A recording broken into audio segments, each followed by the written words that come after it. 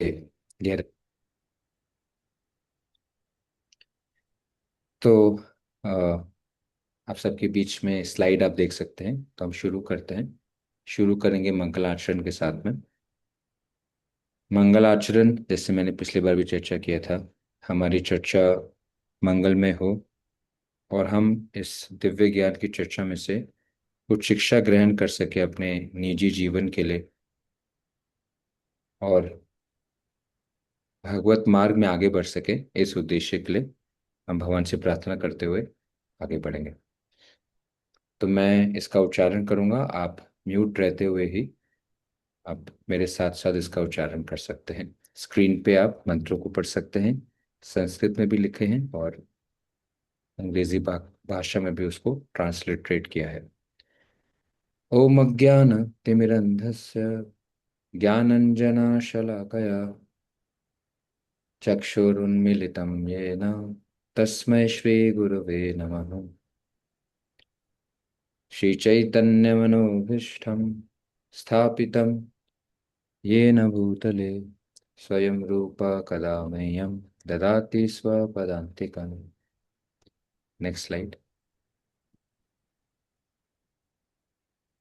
हे कृष्ण करुणा सिंधु दीनबंधु जगतपते गोपेश गोपिका कांत श्री राधा कांत नमस्तुते।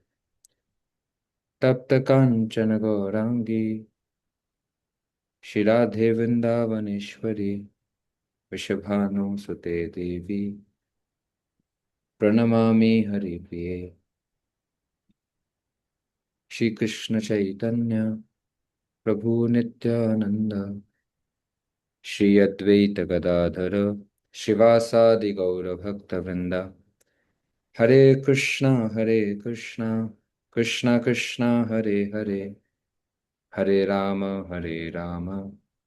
राम राम हरे हरे। ठीक है, नेक्स्ट स्लाइड। नमो विष्णुपादाय कृष्णपृष्ठाय भूतले श्रीमते भक्ति वेदांत स्वामीति नामिने। नमस्ते सारस्वते देवे गौरवाणी प्रचारिणे निर्विशेष शून्यवादी पाश्चात्य देश तारिणे। तो जो पहला अध्याय है भगवत गीता का, उसको मुख्य दो नाम से जाना जाता है। पहला विषाद योग। विषाद का मतलब साधारण भाषा में डिस्ट्रेस या डिप्रेशन, मरोसनेस, सैडनेस, इसको विषाद बोलते हैं। दूसरा, एक और नाम जो इस अध्याय को दिया जाता है उसको कहते हैं सैन्य दर्शन, और उसी का इंग्लिश ट्रांसलेशन यहाँ लिखा गया है ऑब्जर्विंग द आर्मीज। सैन्य दर्शन, सैनिकों का दर्शन, या विषाद योग, इन दो नाम से इस अध्याय को साधारण साधारण रूप से जाना जाता है, समझा जाता है। तो इस अध्याय को हम अगर एक एक्रोनिम में फिट कर सके समझने के लिए, तो हमने एक्रोनिम यूज किया है डाउट, जिसमें 5 अल्फाबेट्स हैं, DOUBT। ये अल्फाबेट्स क्या हैं और कैसे इस एक्रोनिम में गीता का पहला अध्याय सम्मिलित होता है, इसके ऊपर मैं चर्चा करूंगा। चर्चा करने से पहले मैं पूछना चाहता था, मेरी आवाज़ आप सब साफ सुन पा रहे हैं? अंशुल प्रभु या आप में से कोई म्यूट करके बता सकते हो?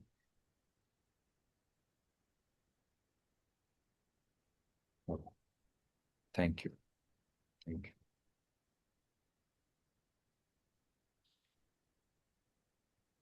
तो इस पूरे अध्याय को, पहले अध्याय को हमने 5 भाग में बांटा है। आप में से कोई नोट्स भी बना सकता है। Last time I think Vivek Prabhu ने नोट्स बनाए थे और बहुत डिलिजेंटली बनाए थे। I am very grateful to Vivek Prabhu. आप में से कोई हैं जो कि वॉलंटियर करना चाहेंगे नोट्स बनाने के लिए? Any one of you?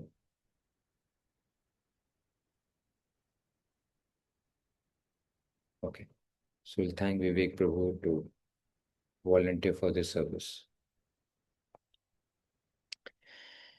तो हालांकि गीता के हर एक श्लोक के ऊपर कई दिनों तक चर्चा हो सकती है, इतना कुछ उसमें कहने को है, लेकिन हम इस प्रयास में कोशिश करेंगे कि एक चैप्टर को एक ओवरव्यू के रूप में 1 घंटे में समझने का प्रयास करें। और फिर जब मौका मिलेगा तो उसको और विस्तार से समझने की कोशिश करेंगे। इस अध्याय को हमने 5 भाग में बांटा है। पहला है डी, जो कि पहले 12 श्लोकों में है। अगर आप गीता के पहले अध्याय के पहले 12 श्लोक पढ़ेंगे तो उसमें धृतराष्ट्र और दुर्योधन की जो मानसिकता है वो छलक के आएगी। इसके बारे में मैं और चर्चा करूंगा। तो पहले 12 श्लोक धृतराष्ट्र और दुर्योधन की क्या भावनाएं होती हैं युद्ध के शुरू होने से पहले, उसको दर्शाती है। उसके अलावा 13वें श्लोक से 20वें श्लोक तक हमने जो इसको शब्द दिया है उसको कहते हैं ओ। ओ मतलब ओमिनस रिजल्ट। ओमिनस रिजल्ट का मतलब, ओमिनस का मतलब होता है इल ओमन और इवल ओमन। इन श्लोकों में 13वें श्लोक से 20वें श्लोक में कुछ ऐसे दिव्य लक्षण गीता के इन श्लोकों में वर्णित है जिससे युद्ध से पहले ही इसका एक मापदंड मिल जाता है कि पांडव विजयी होंगे और दुर्योधन और कौरवों के सारे योद्धा मारे जाएंगे। इसके कुछ संकेत हमें इन श्लोकों में मिलते हैं। इसके उपरांत तीसरा जो शब्द हमने इस्तेमाल किया, यू मीन्स असर्टेनिटी। 21वें श्लोक में अर्जुन भगवान श्री कृष्ण से प्रार्थना करते हैं कि रथ को दोनों सेनाओं के बीच में ले जाएं, और वहां से अर्जुन की असर्टेनिटी और जो अगला शब्द है बी, बिविल्डरमेंट, वो प्रदर्शित है। अर्जुन कैसे भ्रमित हो जाते हैं और जिस लक्ष्य से वो युद्ध में भाग लेने के लिए आते हैं वो बदल जाता है, और वो भगवान श्री कृष्ण की शरण लेते हैं। और फिर टी का मतलब है टर्निंग पॉइंट। अर्जुन 31वें श्लोक से 42वें श्लोक में भगवान श्री कृष्ण के सामने 4 कारण रखते हैं कि वो क्यों लड़ना नहीं चाहते, और फिर वो टर्निंग पॉइंट बनता है भगवान श्री कृष्ण को गीता का उपदेश देने के लिए। तो अगर पहले चैप्टर को समराइज किया जाए तो इन 5 अक्षरों से किया जा सकता है, इन 5 अल्फाबेट से किया जा सकता है, जिसको हम एक्सपैंड कर सकते हैं। D, Dhritarashtra and Duryodhana's evil mindset. O, ominous result for the Kauravas and winning signs for the Pandavas. Then Arjuna's uncertainty and his bewilderment. And then he puts 4 reasons for Krishna to help him turn the situation around. That stands for T. तो एक एक करके इसको समझने का प्रयास करें। Next slide, D. तो ये पहले 12 श्लोकों में जो पहला श्लोक है गीता का वो धृतराष्ट्र से ही शुरू होता है। धृतराष्ट्रोवाच धर्मक्षेत्रे कुरुक्षेत्रे समवेतायुयुत्सव मामका पांडवश्चैव किम अकुर्वत संजय।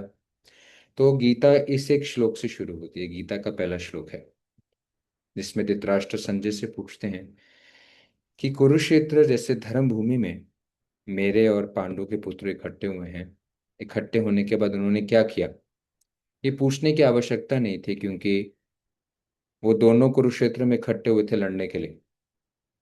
तो ये प्रश्न लॉजिकल नहीं बनता है। लेकिन धृतराष्ट्र घबराए हुए थे, उनके मन में कुछ संदेह थे। क्या उनके मन की धारणा थी?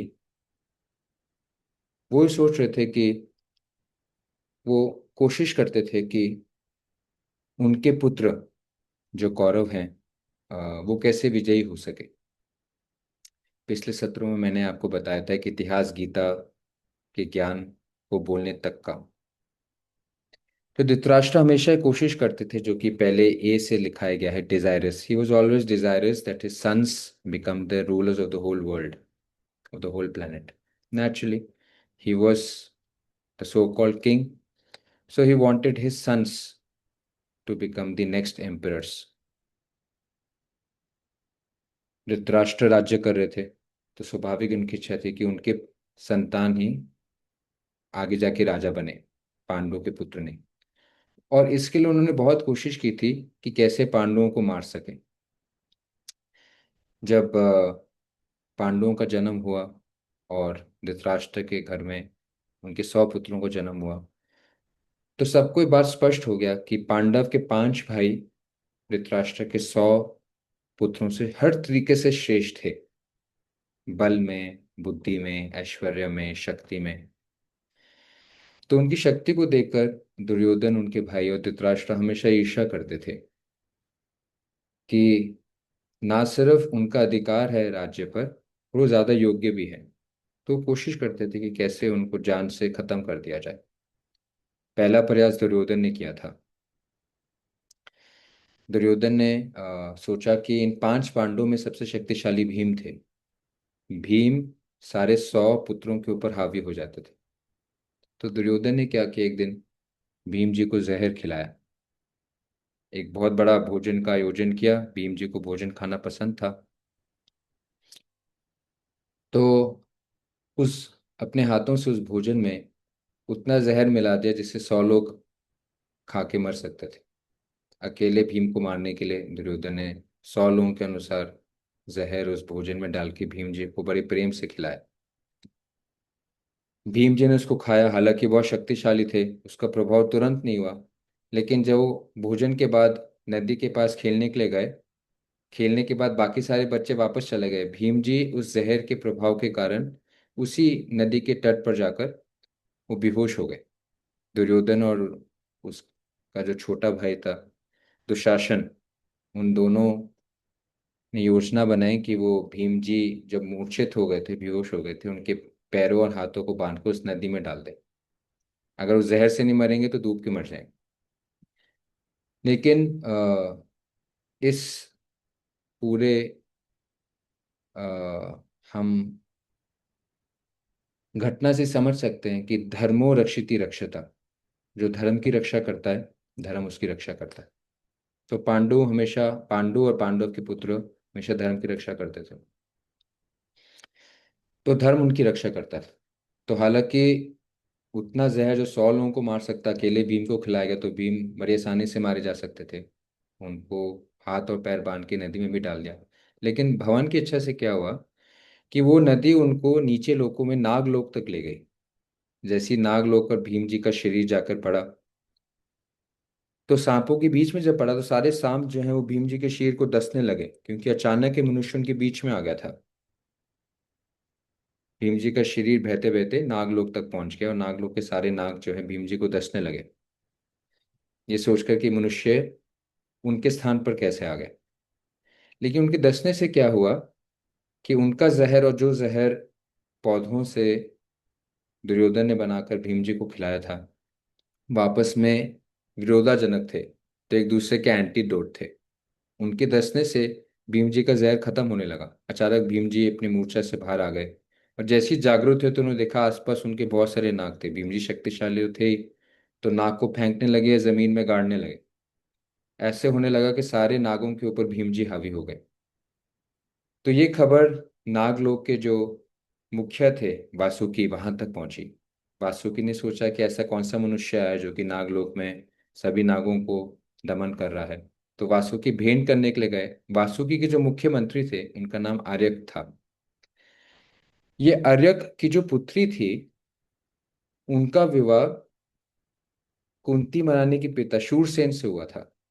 तो कुंती महारानी आर्यक की दोती लगी, क्योंकि अर्यक की बेटी कुंती मनानी थी, और कुंती मनाने के बेटे भीम जी थे।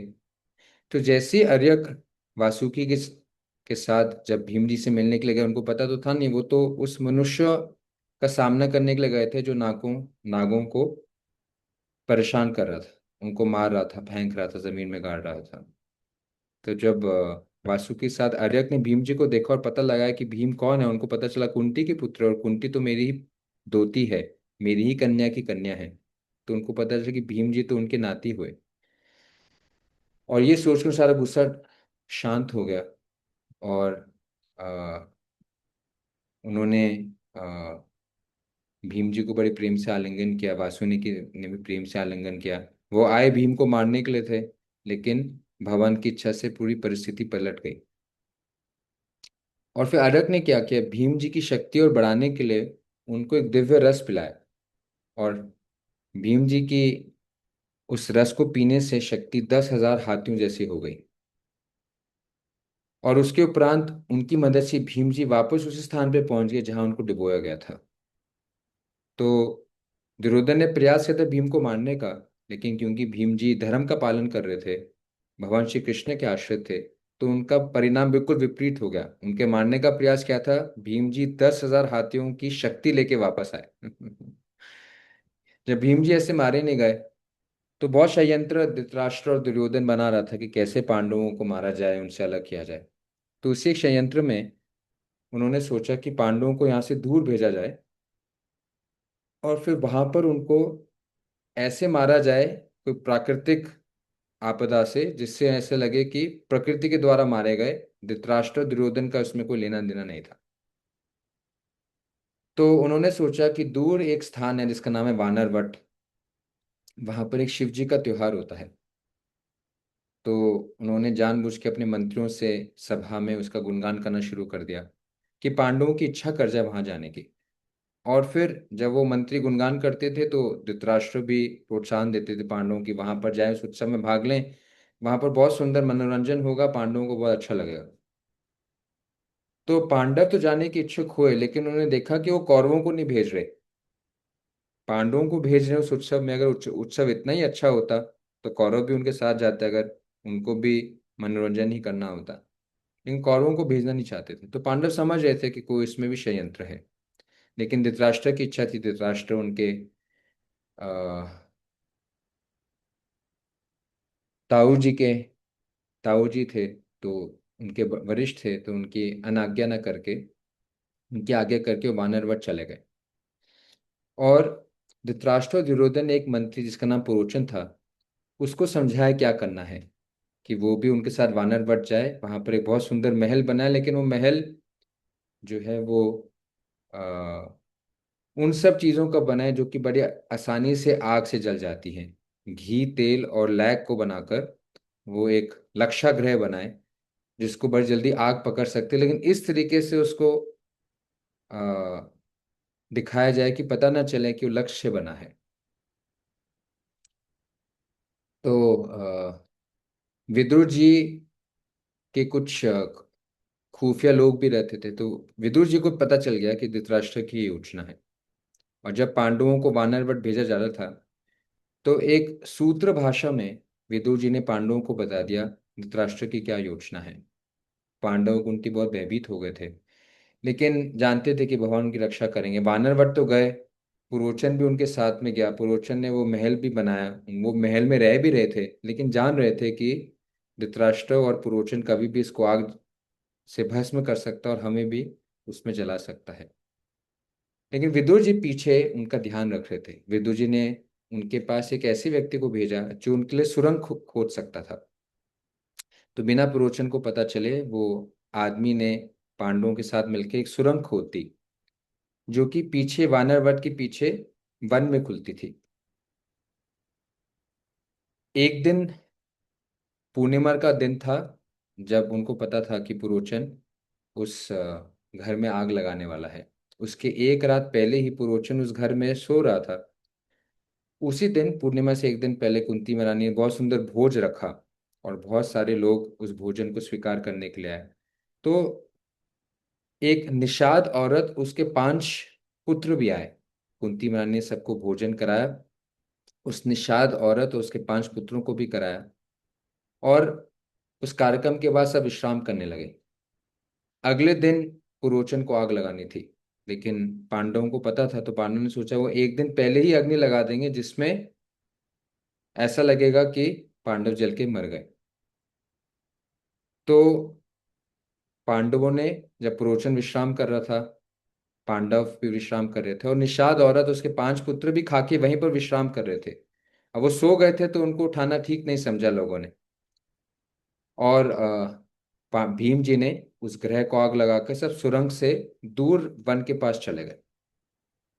जब उस लक्ष्य ग्रह पर आग लग गई तो पुरोचन भी जल के मर गया, और निषाद औरत और 5 उसके पुत्र भी जल के मर गए। अगले दिन जब आग बुझी तो सबने देखा कि पुरोचन जल के उसका शरीर मिला, उसका शव मिला, और एक औरत और 5 उसके पुत्रों का भी शव मिला। लोगों ने सोचा कि शायद एक कुंती और उसके 5 पांडव हैं, लेकिन वो तो निषाद और उसके 5 पांडव, उसके 5 पुत्र थे जो कि भोजन करने के लिए आए थे। और ये 5 पांडव जो इस सुरंग के माध्यम से दूर वन में भाग गए थे। ये खबर दुर्योधन और धृतराष्ट्र तक पहुंची तो बड़े खुश हुए कि उनका उद्देश्य पूरा हुआ, बिना किसी को शक हुए कि वो इसके पीछे हैं। लेकिन पांडव जो है सुरक्षित वहां पर पहुंच गए। पांडव इस बार भी बचे गए। तो इस तरीके से जैसे आप पढ़ रहे हैं, ये धृतराष्ट्र इसलिए पूछ रहा था, हालांकि प्रश्न का मतलब नहीं था कि पांडव के पुत्र और मेरे पुत्र कुरुक्षेत्र रणभूमि में क्यों इकट्ठे हुए हैं, युद्ध के लिए इकट्ठा होना था।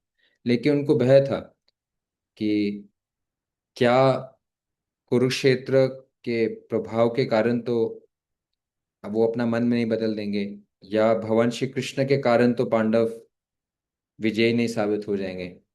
तो ये भावनाओं के साथ में उन्होंने संजय से प्रश्न पूछा, क्योंकि उन्होंने बहुत प्रयास किया था उस समय तक, युद्ध भूमि से पहले तक। मैंने तो आपको बस 2 ही घटनाएं सुनाई। पूरी महाभारत इससे भरी है कि कैसे पांडवों के सामने एक से एक विकट परिस्थिति आई, जिसमें उनको मारने का प्रयास किया गया, लेकिन भगवान उनको हर परिस्थिति में बचा के रखे क्योंकि वो धर्म का पालन कर रहे थे।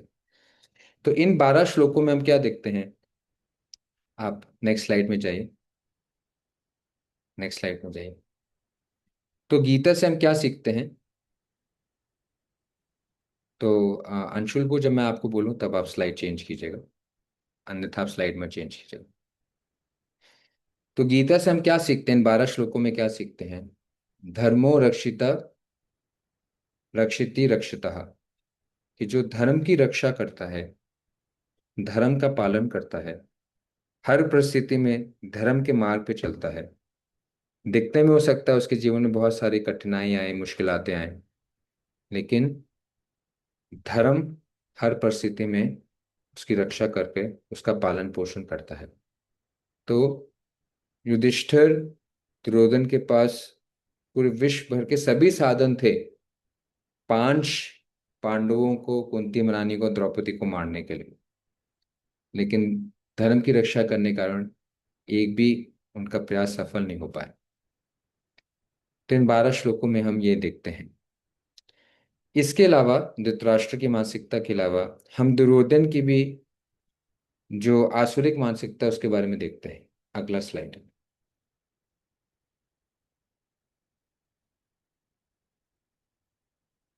दुर्योधन की मानसिकता क्या थी? जब धृतराष्ट्र ने संजय से पूछा पहले श्लोक में, तो संजय बताने लगा। संजय ने समझ लिया कि धृतराष्ट्र क्यों पूछ रहे हैं, तो उसने वर्णन दुर्योधन से शुरू किया। और दुर्योधन सबसे पहले द्रोणाचार्य के पास गए और द्रोणाचार्य को उन्हें याद दिलाया कि आप सामने देखिए, सारी सेना खड़ी है, और ये सारी सेना किसने जुटाई है, किसने इस सेना को इस तरीके से रूपरेखा दी है? द्रुपद के पुत्र ने। दुर्योधन ने जानबूझ के द्रुपद का नाम लिया, क्योंकि द्रोणाचार्य और द्रुपद आपस में एक गहरे शत्रु थे। इसके पीछे घटना कुछ ऐसी आती है कि द्रुपद और द्रोणाचार्य एक ही गुरुकुल में पढ़ते थे। द्रुपद एक राजा के पुत्र थे, द्रोणाचार्य एक ब्राह्मण के पुत्र थे। हालांकि एक ब्राह्मण थे, एक क्षत्रिय थे, लेकिन एक ही गुरुकुल में पढ़ाई करते हुए दोनों में अच्छी मित्रता हो गई। और मित्रता में द्रुपद ने द्रोणाचार्य को वादा किया, जब मैं बड़ा होऊंगा और मैं जब राजा बनूंगा तो मैं अपना आधा राज्य आपको दे दूंगा, क्योंकि आप एक गरीब ब्राह्मण में आपका जन्म हुआ है, गरीब ब्राह्मण परिवार में आपका जन्म हुआ है। तो मैं जब राजा बन जाऊंगा तो आपको भी मैं आधा राज्य दे दूंगा, ताकि आपको जीवन में किसी चीज़ की कमी ना रहे। समय के प्रभाव में दोनों बड़े होते हैं। गुरुकुल से जब शिक्षा ग्रहण करके वो चले जाते हैं, द्रुपद राजा बन जाते हैं। द्रोणाचार्य ब्राह्मण किस के रूप में ही सेवा कर रहे होते हैं। एक दिन ऐसा होता है कि द्रोणाचार्य का पुत्र अश्वत्थामा की इच्छा होती है, वो अपने मित्रों के साथ खेल रहे होते हैं, तो उनके उनके मित्र दूध पीते हैं। तो अश्वत्थामा की भी इच्छा होती है कि उनको दूध पीना है। द्रोणाचार्य गरीब ब्राह्मण होते हैं। ब्राह्मण पिछले युगों में कुछ भी इकट्ठा करते थे, भिक्षा करके इकट्ठा करते थे। भिक्षा में सामने वाले की इच्छा होती है कि वो क्या देना चाहता है।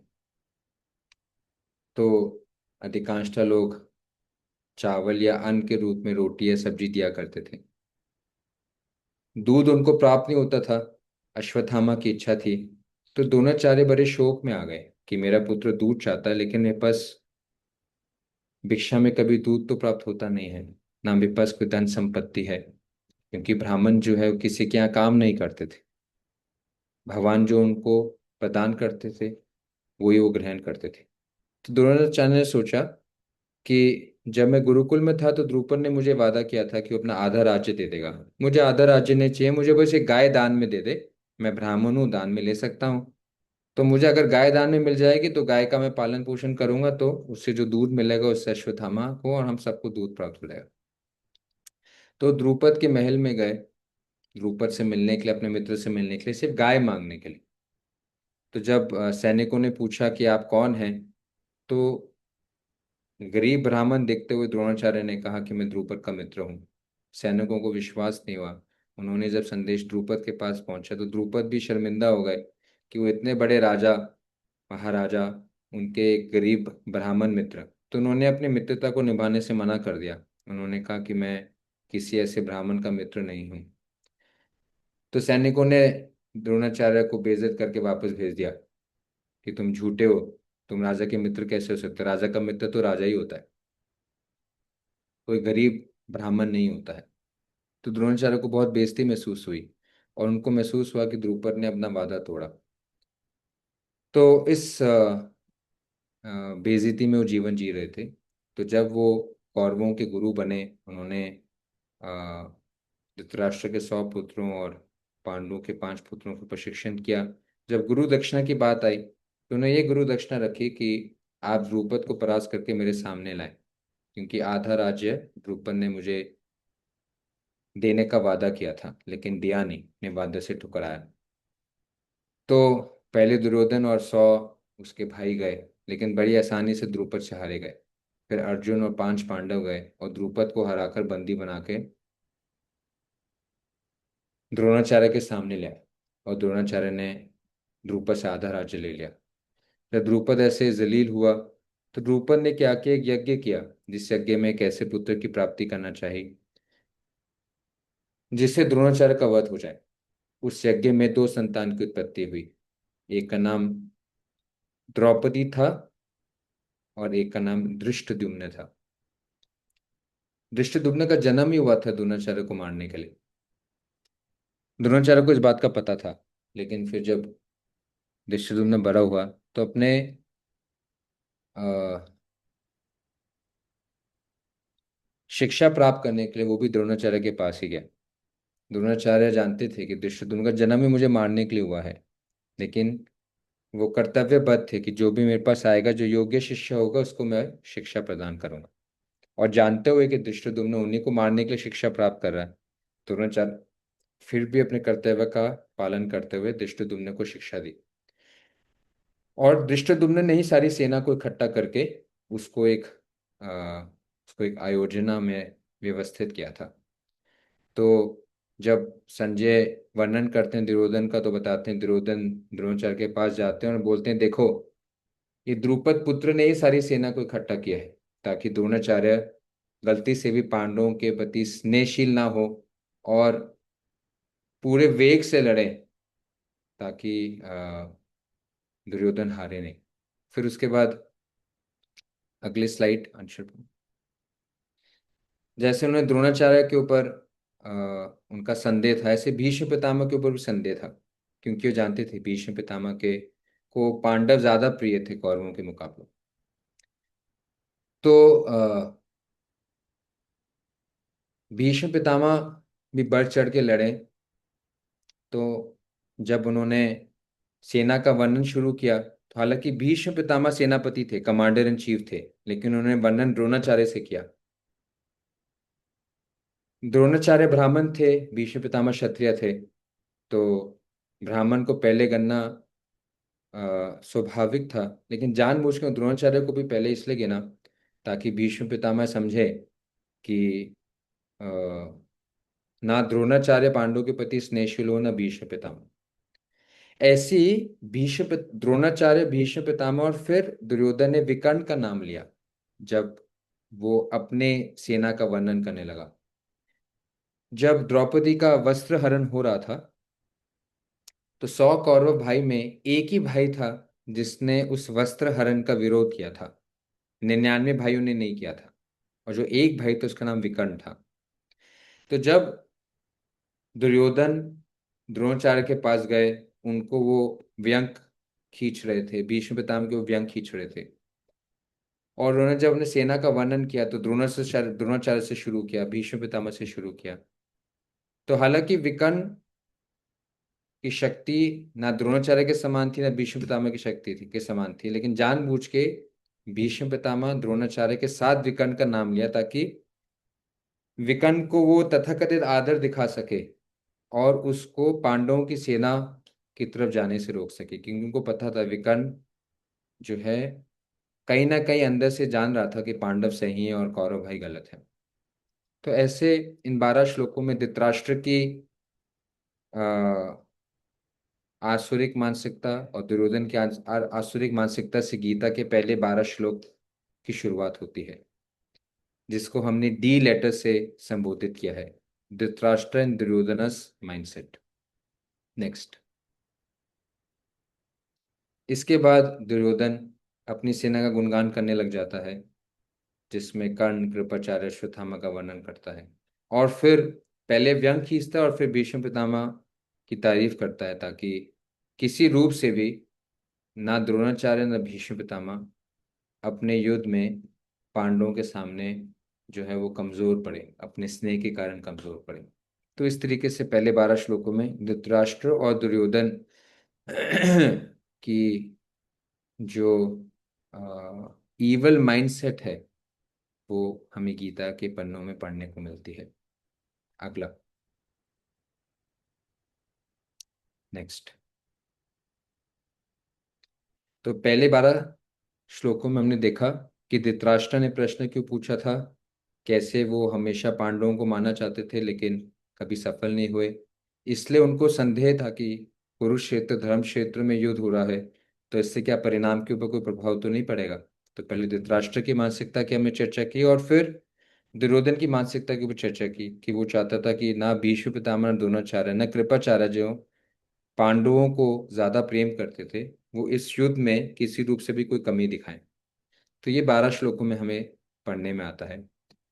13 श्लोक से 20 श्लोक में वर्णन आता है कि कुछ ऐसे चिन्ह दिखाई देते हैं जिससे अ, ये पता लगा रहा सब पता लगा सकते थे कि आगे जाके पांडव ही जीतेंगे। 12वें श्लोक में भीष्म पितामह शंख को बजाते हैं। जब भीष्म पितामह शंख बजाते हैं तो सारी सेना जो है वो एक कुतूहल करके शोर मचाती है। और फिर 13वें श्लोक में भगवान श्री कृष्ण और अर्जुन शंख बजाते हैं। जब भीष्म पितामह शंख बजाते हैं तो पांडवों की सेना पे कोई प्रभाव नहीं पड़ता। हालांकि भीष्म पितामह के शंख के बाद एक बहुत ऊंची ध्वनि सैनिकों के द्वारा निकाली जाती है, लेकिन पांडवों को प्रभाव नहीं पड़ता। लेकिन 13वें और 14वें श्लोक में जब भगवान श्री कृष्ण अपने 5 जन्य से और अर्जुन अपने देवदत्त नाम के शंख से शंख का वादन करते हैं, और उसी तरीके से बाकी 5 पांडव और बाकी सब योद्धा में शंख को बजाते हैं, तो गीता में आता है कि सारे कौरव सैनिकों का हृदय द्रवित हो जाता है, उनके हृदय शैटर कर जाते हैं। तो गीता की शुरुआत में ही पहला लक्षण मिल जाता है कि भगवान श्री कृष्ण और अर्जुन की ध्वनि में भी कौरवों की ध्वनि से ज्यादा शक्ति थी। जिस रथ पे अर्जुन सवार थे वो रथ अग्निदेव के द्वारा दिया गया था। तो ये 5 चिन्ह थे जिससे कुछ ऐसे लक्षण मिल रहे थे कि शुरुआत में ही अर्जुन और पांडव जो है वो कौरवों पे वो हावी हो रहे थे। तो मैंने दिव्य शंख के बारे में बताया। जब भगवान श्री कृष्ण और अर्जुन ने उस दिव्य शंख का वर्णन किया तो कौरवों की सेनाओं का हृदय जो है द्रवित हो गया। आप में से कोई ये श्लोक ना पढ़े लेकिन उसका इंग्लिश ट्रांसलेशन पढ़ सकते हैं। Any one of you can raise their hand and read this. तो सक्षम सहगल शायद प्रभु ने हाथ खड़ा जी। The blowing of these different conch shells became Operius, vibrating both in the sky and on the earth. It shattered the hearts of the sons of Dhritarashtra. Thank you Saksham Prabhu. तो जैसे में इसमें लिखा है, the blowing of this different conches became uproarious vibrating both in the sky and on the earth, it shattered the hearts of the sons of Dhritarashtra. Bhishma Pitamah के शंख बजाने से पांडवों के हृदय द्रवित नहीं हुए, लेकिन पांडवों के शंख बजाने से और भगवान श्री कृष्ण के शंख बजाने से धृतराष्ट्र के पुत्रों के हृदय द्रवित हो गए, विदीन हो गए, जैसे यहाँ पर लिखा है। तो पहला लक्षण कि हालांकि 11 अक्षनी सेना थी, कौरवों की 7 अक्षनी सेना थी, पांडवों की संख्या में कम थे लेकिन प्रभाव में ज्यादा शक्तिशाली थे। यहाँ पर उन 5 शंखों का नाम दिया गया है। भगवान श्री कृष्ण का शंख पांचजन्य, अर्जुन का देवदत्त, युधिष्ठिर का अनंत विजय, भीमा का पौंड्र, नकुल का सुघोष, सहदेव का मणिपुष्प। नेक्स्ट।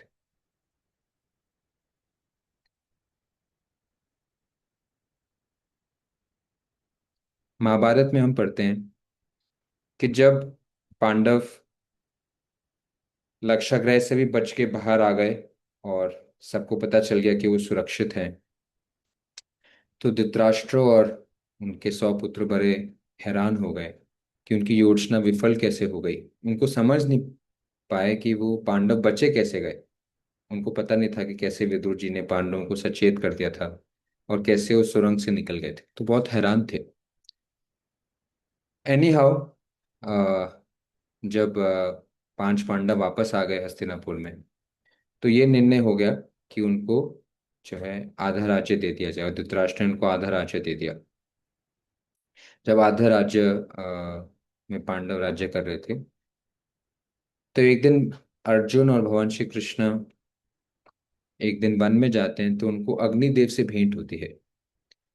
अग्निदेव भगवान श्री कृष्ण अर्जुन से प्रार्थना करते हैं कि वो कहते हैं कि अभी एक विशाल यज्ञ एक राजा ने किया था जिसमें इतने घी को यज्ञ में डाला गया था जिसके कारण अग्निदेव का स्वास्थ्य बिगड़ गया था, ऐसा महाभारत में वर्णन है। तो अग्निदेव भगवान श्री कृष्ण अर्जुन के पास आए कि जब मेरा स्वास्थ्य बिगड़ गया था उस यज्ञ से, तो मैं अपने वरिष्ठ ब्रह्मा जी के पास गया। ब्रह्मा जी ने उपाय बताया कि खांडव नाम का वन है। अगर आप खांडव नाम के वन में ऐसी जड़ी बूटियां हैं कि आप खांडव वन को अगर आप अपनी अग्नि से भस्म कर दें तो जड़ी बूटियों से आप ठीक हो जाएंगे। तो अग्निदेव खांडव वन में आके जब भी प्रयास करते थे उसको भस्म करने का, तो वहां पर एक तक्षक नाम के नाग रहता था। वो इंद्रदेव से प्रार्थना करके इंद्रदेव उसकी रक्षा करने के लिए वर्षा कर दिया करते थे, और अग्निदेव उस वन को भस्म नहीं कर पा रहे थे और उनका स्वास्थ्य ठीक नहीं हो रहा था। तो ब्रह्मा जी के पास गए, उनसे उन्होंने उपाय पूछा। तो ब्रह्मा जी उनको कहा कि आप भगवान श्री कृष्ण अर्जुन के पास जाइए जो कि अभी खांडव वन के पास में है, वो आपकी मदद कर सकते हैं इंद्रदेव की वर्षा को रोकने के लिए। और जो खांडव वन में जितने भी जीव जंतु रहते हैं तक्षक नाम के नाग का, वो सारे पापी जीव हैं। उस अग्नि में वो भी सब मरकर जो है शुद्ध हो जाएंगे। तो मेरी अनुमति है कि आप खांडव वन को भस्म कर सकते हैं, उससे जड़ी बूटियों से आप ठीक भी हो जाएंगे, सारे पापी जीव नष्ट हो जाएंगे। लेकिन इंद्रदेव रोकने की कोशिश करेंगे तो आप अर्जुन और भगवान श्री कृष्ण की मदद लें। तो ये ब्रह्मा जी का आदेश प्राप्त करके अग्निदेव अर्जुन और भगवान श्री कृष्ण से मिले जब वो खांडव वन आए थे। तो उनसे प्रार्थना करने लगे। अर्जुन ने कहा ये संभव तो हो सकता है, लेकिन मुझे कुछ मेरे पास कोई रथ नहीं है, मेरे पास कोई अस्त्र शस्त्र नहीं है। तो अग्निदेव ने वरुण देव जी से कहा कि आप समुंदर के देवता हैं, समुंदर की गहराई में कुछ दिव्य अस्त्र मैंने रखे हैं, तो आप उसको लेके अर्जुन को प्रदान करें। और वरुण देव ने अग्निदेव जी के कहने पर समुद्र गहराइयों से कुछ दिव्य अस्त्र निकाले, जिसमें गांडीव, जो अर्जुन जी का आ, कमान था, तो वो अर्जुन जी को गांडीव दिया। और आ, उनको आ, दो ऐसे क्वेवर दिए जिसमें कभी भी तीर खत्म नहीं हो सकते थे। और उनको कुछ दिव्य अस्त्र प्रदान किए। इसके अलावा अग्निदेव ने उनको ये रथ प्रदान किया जो कि दसों दिशाओं में विजयी हो सकता था अगर अर्जुन और भगवान श्री कृष्ण उस रथ को चलाएंगे। और उनको एक पताका दिया जिसमें हनुमान जी सवार होंगे। अ, बीच में कुछ ऐसी घटना आती है कि जब पांडवों को वनवास मिलता है तो वनवास में घूमते घूमते पांडव जो हैं वो बद्रिका आश्रम जाते हैं। उस बद्रिका आश्रम में अलकनंदा नदी है। उस अलकनंदा नदी में एक दिन द्रौपदी बहुत सुंदर कमल को देखती हैं जो कि नदी में बह रहा होता है। और वो भीम जी से प्रार्थना करते हैं कि उस कमल को लेके आए। भीम जी उस कमल को ढूंढते ढूंढते बद्रिकाश्रम में आगे जाते हैं और देखते हैं कि एक बहुत बड़ा वानर लेटा हुआ है, उसकी बड़ी पूंछ है। आप कभी बद्रिकाश्रम जाएं तो हनुमान चट्टी के नाम से वो जगह है जहाँ पर लीला घटी थी। अभी हम बद्रिकाश्रम गए थे तो वो जगह भी भक्तों ने देखी थी। तो जब भीम जी ढूंढते ढूंढते वहां गए और देखा इतना बड़ा वानर और पूंछ है, तो भीम जी ने वानर को कहा कि आप पूंछ को हटाइए। उस वानर ने कहा मैं बहुत वृद्ध हूँ, आप खुद ही मेरी पूंछ हटा दो, मैं नहीं हटा सकता हूँ। भीम ने सारी शक्ति लगा दी लेकिन उनकी पूंछ नहीं हटा पाए। भीम जी समझ गए कि मेरे पास 10,000 हाथियों की शक्ति है, 10,000 हाथियों की शक्ति से भी अगर पूंछ नहीं हटे तो ये साधारण बानर नहीं है। तो वो उनसे हाथ जोड़कर प्रार्थना करने लगे कि आप कौन हैं। और हनुमान जी ने कहा मैं पवन पुत्र हूँ। भीम जी ने कहा मैं भी पवन पुत्र हूँ, तो इसका मतलब हम भाई हुए।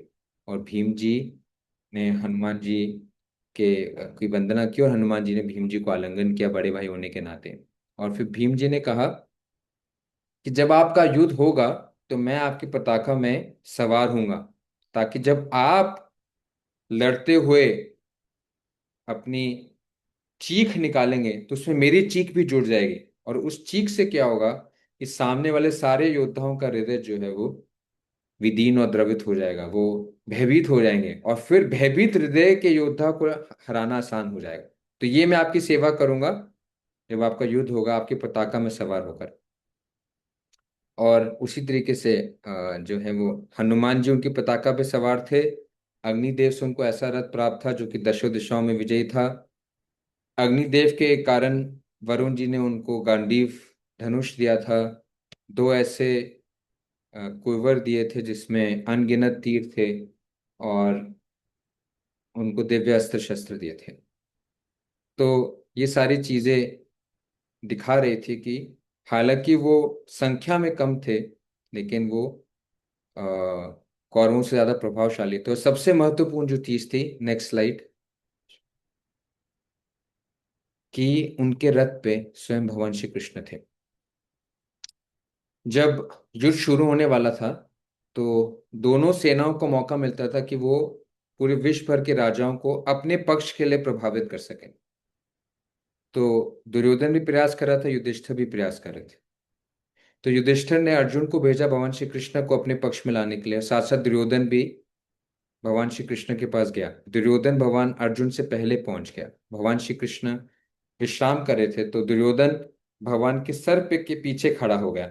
अर्जुन जब 2 क्षण बाद पहुंचे तो उन्होंने जब देखा भगवान विश्राम कर रहे तो उनके चरणों के पास पहुंचे क्योंकि वो विनम्र थे।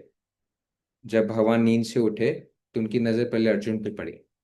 दुर्योधन बोल पड़ा कि हे द्वारकाधीश, इस युद्ध में मैं चाहता हूं हमारे पक्ष लड़े। भगवान ने कहा मैंने पहले अर्जुन को देखा है, अर्जुन छोटे हैं और छोटों की इच्छा पहले पूरी करनी चाहिए। लेकिन इच्छा मांगने से पहले मैं आपको बताना चाहता हूँ, या मैं लड़ूंगा या मेरी नारायणी सेना। मेरी नारायणी सेना में करोड़ों सेना है और हर एक सैनिक मुझ समान शक्तिशाली है। वो सारी योद्धा एक एक मेरे समान शक्तिशाली है, और ऐसे लाखों करोड़ों सैनिक हैं। वो मेरी नारायणी सेना है और मैं श्री कृष्ण हूं। मैं अकेला हूं और मैं लड़ूंगा नहीं। तो आप किसको चुनना चाहेंगे? तो दुर्योधन डरने लगा कि अर्जुन पहले मांगेंगे तो कोई भी ये सोचेगा कि एक ऐसी सेना, इसमें हर एक योद्धा भगवान श्री कृष्ण के समान शक्तिशाली और हर कोई अपनी पूरी शक्ति से लड़ेगा, और एक श्री कृष्ण जो अकेले और जो लड़ेंगे नहीं, तो कोई भी उस सेना को चुनेगा मेटीरियली स्पीकिंग। लेकिन अर्जुन जानते थे कि जहां पर जनार्दन है, जहां भगवान श्री कृष्ण है, वहीं पर विजय होगी। तो अर्जुन ने भगवान श्री कृष्ण को मांगा। दुर्योधन खूब हंसा अंदर ही अंदर कि अर्जुन कितना मूर्ख है। और अर्जुन ने और दुर्योधन ने कहा कि मैं सेना ले लूंगा। तो दुर्योधन ये सोच के गया कि अर्जुन मूर्खता में भगवान श्री कृष्ण को मांग लिया जो कि लड़ेंगे नहीं। मैंने नारायणी सेना मांगी जिसमें एक ही योद्धा भगवान श्री कृष्ण के समान है, तो स्वाभाविक मैं विजयी होऊंगा। लेकिन यहाँ पर सबसे बड़ी शिक्षा मिलती है कि जहां भगवान श्री कृष्ण है, वहीं लक्ष्मी जी भी है, वहीं पर विजय भी है। गीता के आखिरी श्लोक में, नेक्स्ट स्लाइड, ये गीता का आखिरी श्लोक है जिसमें वर्णन है, यत्र, यत्र मतलब जहां, योगेश्वर कृष्ण, जहां योगेश्वर कृष्ण है वहां पर चार चीजें रहती हैं। यत्र पार्थ धनुर्धरा, यत्र जहां योगेश्वर कृष्ण है और जहां पार्थ जैसे भगवान के भक्त हैं, तो वहां पर चार चीजें रहती हैं। तत्र मतलब वहां पर, यत्र मतलब जहां, तत्र मतलब वहां। जहां भगवान श्री कृष्ण और उनके भक्त हों जो भगवान को समर्पित हैं, वहां पर चार चीजें रहती हैं। श्री मतलब लक्ष्मी, विजय मतलब जीत, भूति मतलब शक्ति, और नीति मतलब मोरालिटी। ध्रुवा मतलब निश्चित रूप से, निश्चित रूप से वहां पर श्री लक्ष्मी रहती है, विजय होती है उन लोगों की, उनके पास अलौकिक शक्ति आती है, उनको नीति प्राप्त होती है जहां पर भगवान श्री कृष्ण और भगवान की कृष्ण के अनन्य भक्त हों। मतिर ममा, संजय कह रही है मेरा मत है, और इसके साथ गीता खत्म होती है। तो इसलिए भगवान श्री कृष्ण जहां हो वहीं विजय है, चाहे भगवान श्री कृष्ण लड़े ना, लेकिन उनके ना लड़ने से भी जहां उनके चरण कमल है वहीं पर विजय रहती है। तो क्योंकि भगवान श्री कृष्ण थे और ये सब दिव्य लक्षण थे जो कि दिखा रहे थे कि पांडव हालांकि संख्या में कम थे लेकिन ज्यादा शक्तिशाली थे। तो इन 13 श्लोक से 20वें श्लोक में गीता में हम पढ़ते हैं कि विजय अर्जुन और 5 पांडवों की ही होनी थी।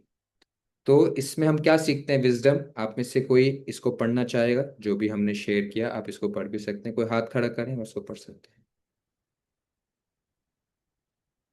Any one of you? Sonakshi माता जी ने हाथ रख के। Gita wisdom: one who takes shelter of Lord Krishna has nothing to fear, even in the midst of greatest calamity. तो गीता क्या सिखाती है इन 7 श्लोकों में, 8 श्लोकों में? पहले हमें सिखाया था कि जो धर्म की रक्षा करता है धर्म उसकी रक्षा करता है, हमेशा में धर्म का पालन करना चाहिए। और यहाँ पर सबसे बड़ा धर्म क्या है? भगवान श्री कृष्ण की शरण लेना। जहाँ भगवान श्री कृष्ण है, चाहे तथाकथित हम भौतिक रूप से हमारे पास और साधन नहीं भी है, लेकिन जहाँ भगवान श्री कृष्ण है वहीं विजय है। दुर्योधन के पास एक से योद्धा था, भीष्म पितामह द्रोणाचार्य, जो कि अर्जुन से कहीं सैकड़ों गुना ज्यादा शक्तिशाली थे, सेना भी ज्यादा थी। लेकिन क्योंकि अर्जुन के पास कृष्ण थे, तो विजयी अर्जुन की ही होनी थी। ये गीता सिखाती है। अगर हम जीवन के हर परिस्थिति में कृष्ण को अपने साथ रखें, भगवान श्री कृष्ण का संदेश अपने साथ में रखें, तो हम भौतिक रूप से हमारे पास साधन नहीं भी हों, लेकिन अंत में विजय हमारी होगी। ये गीता सिखाती है। तो ये 13वें श्लोक से 20वें श्लोक में हम सीखते हैं। नेक्स्ट। और फिर तीसरा सेक्शन है 21वें श्लोक से 26वें श्लोक में, अर्जुन कब अपना निर्णय खो देते हैं और वो डाउट में आ जाते हैं। अगला श्लोक में आप में से कोई पढ़ सकते हैं? थे विभा जी ने हाथ खड़ा किया था, विभा जी इसका ट्रांसलेशन पढ़ सकते हैं?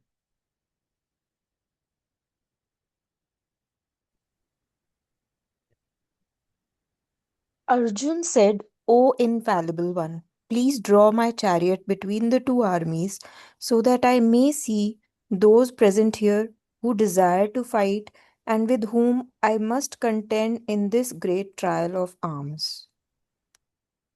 तो अर्जुन 21वें श्लोक में भगवान श्री कृष्ण को कहते हैं कि सेनेर उभयोर मध्य, आप दोनों सेनाओं के बीच में मध्य में मुझे ले जाइए।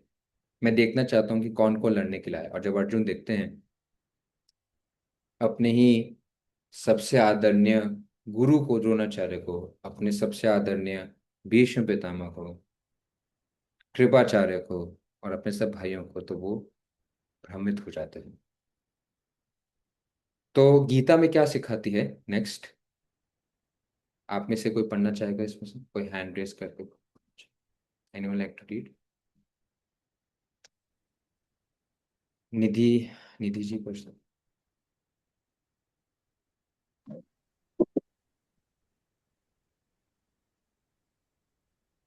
या दीपिका जी पढ़ सकते हैं, या बेलू माता जी आप पढ़ सकते हैं। आप में से कोई अनम्यूट करके पढ़ सकते Uncertainty brings opportunity to explore the possibilities and grow. हैं। तो कभी कभी हम जीवन में ऐसे पड़ाव पे आ जाते हैं कि हम समझ नहीं पाते कि हम किस तरफ आगे बढ़े, लेकिन वो स्थिति हमें मौका देती है कि हम एक अपने गुरुजनों की आश्रय लें, अपने वरिष्ठों की आश्रय लें और उनसे मार्गदर्शन प्राप्त करें।